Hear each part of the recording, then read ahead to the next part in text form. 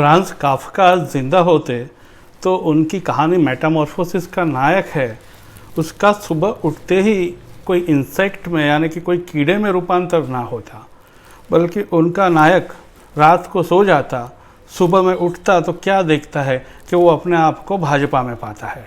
अब जैसे विजेंद्र ने बड़ी आसानी से कह दिया कि भाई रात को सो गए थे और फिर सुबह भाजपा में जुड़ गए, ठीक है, लेकिन सवाल ये उठता है कि रात को क्या हुआ होगा।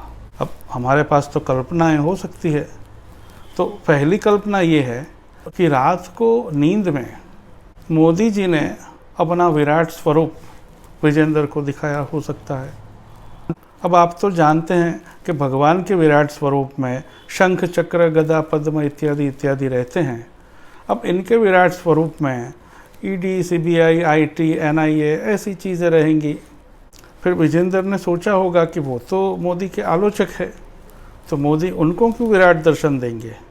फिर उनको याद आ गया होगा शायद कि ओ माय गॉड में ऐसा ही होता है। परेश रावल का जो किरदार है वो ईश्वर में मानता नहीं, श्रद्धा नहीं रखता, तो ईश्वर उन्हें ही दर्शन देते हैं। तो उनको लगा होगा कि भाई चलिए ये भी अच्छा है, हम खुद मोदी जी दर्शन देने आए हैं तो हमको भी भक्त बन जाना चाहिए। दूसरी संभावना ये है कि रात उनको सपना आया होगा कि वो और अरविंद केजरीवाल बैठकर बातें कर रहे हैं। विजेंद्र बड़े खुश है कि दिल्ली के मुख्यमंत्री उनकी बातें बड़े गौर से सुन रहे हैं, बड़े इत्मीनान से बातें हो रही है। घंटा 2 घंटा बीत जाता है, फिर अचानक से उनको एहसास होता है कि वो जिस जगह पर बैठे हैं वो केजरीवाल का दफ्तर नहीं लगता। और फिर उनको अचानक से एहसास होता है कि वो दोनों तो तिहाड़ जेल में बैठे हैं, और फिर उनकी आँख खुल गई होगी शायद।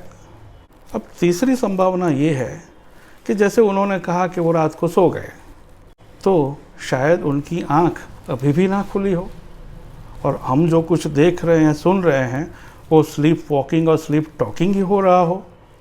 अगर ऐसा है तो हमारी उनके लिए शुभकामना है कि उनकी आँख जल्द खुल जाए।